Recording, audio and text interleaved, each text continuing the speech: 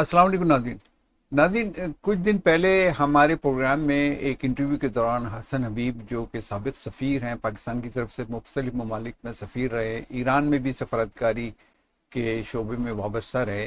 तो इसमें उन्होंने गुफ्तगू करते हुए हमसे कहा था कि ईरान इस वक्त डेस्परेट है और उस डेस्परेट होने की वजह से वो गल्फ़ कंट्रीज़ में डिसैलिनेशन प्लांट्स पर हमला कर सकता है, जिसके बाद पानी का बहरान पैदा हो सकता है इन गल्फ कंट्रीज में। तो ये बड़ी अहम उन्होंने बात की थी चंद दिन पहले, लेकिन अब ये बात पासदारान इनकलाब की तरफ से सामने आ गई है। उन्होंने कहा है कि हम गल्फ में डिसैलिनेशन प्लांट्स पर हमले कर सकते हैं अगर हमारे बिजली की तनसीबात पर हमारी बिजली की तनसीबात पर हमले हुए, तो फिर जवाबी तौर पर हमें ये करना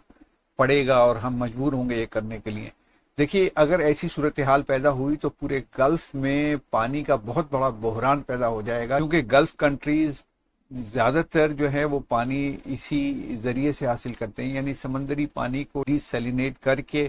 वो काबिल इस्तेमाल बनाते हैं और फिर वो अपने घरों में इस्तेमाल करते हैं। अगरचे वो पीने का पानी तो मिनरल वाटर यानी बॉटल्स खरीद कर वो उनसे वो अपनी नीड्स पूरी कर लेते हैं, लेकिन जो डिसैलिनेशन प्लांट है वो घरेलू इस्तेमाल के पानी का उनका बहुत बड़ा जरिया है। तो पानी का बहुत बड़ा बहरान पैदा हो सकता है अगर ईरान ने ऐसा किया। ये सूरत हाल बड़ी खतरनाक हो जाएगी। डोनाल्ड ट्रंप की तरफ से जब ईरान को ये धमकी दी गई कि हम आपकी बिजली की तनसीबात पर हमले करेंगे और सबसे बड़ा बिजली घर जो ईरान का वो तबाह कर दिया जाएगा, तो उसके जवाब में फिर पासदारान इनकलाब ने ये स्ट्रेटजी को अपनाया है और उन्होंने बिल्कुल वाज़ेह ऐलान किया है कि हम जो गल्फ कंट्रीज में डिसैलिनेशन प्लांट हैं, वो तो जाहिर है कि जो अड्डे हैं अमरीकी या इजरायली और उनके सपोर्टर्स हैं या वो इस्तेमाल हो रहे हैं, उन पर तो ऑलरेडी हमले हो रहे हैं। लेकिन और तेल की तनसीबात पे भी अब हमले शुरू कर दिए हैं ईरान ने भी जवाबी तौर पर, क्योंकि उसकी तेल की तनसीबात पे हमले हुए हैं।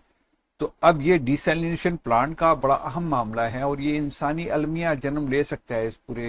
पूरी जंग के दौरान। तो इस सूरत हाल को यकीनन देखने की ज़रूरत है, उस पर गौर करने की, और उसमें जो जो कंट्रीज़ हैं जो कि कोई किरदार अदा कर सकते हैं, उनको अपना किरदार अदा करना चाहिए। इंग्लैंड और पूरा यूरोपियन यूनियन इस वक्त दोबारा से अमेरिका के साथ खड़ा होने की कोशिश कर रहा है। अगरचे शुरू में उन्होंने रेजिस्ट किया और उन्होंने कहा कि हम आबनाए हुर्मुज़ के मामले पर आपके साथ नहीं होंगे, लेकिन अब दोबारा से वो साथ इकट्ठे नज़र आ रहे हैं और एक दूसरे से कोई मतलब इस तरह के अकॉर्ड और इस करारदादें मंजूर हो रही हैं कि जिससे जिन्हें देख के ऐसा लगता है कि ईरान के खिलाफ आबनाए हुर्मुज़ में तमाम यूरोपियन ममालिक, अमेरिका और इसराइल और यकीनन सारे गल्फ ममालिक जो हैं वो एक प्लेटफार्म पर, एक पेज पर जमा हो रहे हैं। उसके जवाब में अगर डेस्परेट सूरत हाल हो गई और फिर ईरान ने अगर जवाबी हमले किए और डिसैलिनेशन प्लांट्स पर भी हमले किए, तो इंसानी बहरान यकीनन जन्म लेगा। लेकिन एक और इसके अंदर मामला वो ये है, बिल्कुल वाज़ेह तौर पर नज़र आ रहा है कि अगर ये सारे मुल्क एक साथ मिलकर ईरान पर हमला आवर होते हैं तो फिर ये यकीनन तीसरी आलमी जंग है। अब इसमें रूस का क्या किरदार होगा, इस जंग में चाइना क्या किरदार अदा करेगा, ये बड़ा अहम सवाल है। लेकिन अभी तक तो बज़ाहिर ईरान अकेला ही लड़ रहा है। शुमाली कोरिया से भी बड़ी तवक्को थी, लेकिन वहाँ से भी कोई ऐसा खातिर खा मदद का पैगाम या इस तरह का जो कोई बयान वहाँ से नहीं आया ईरान के लिए।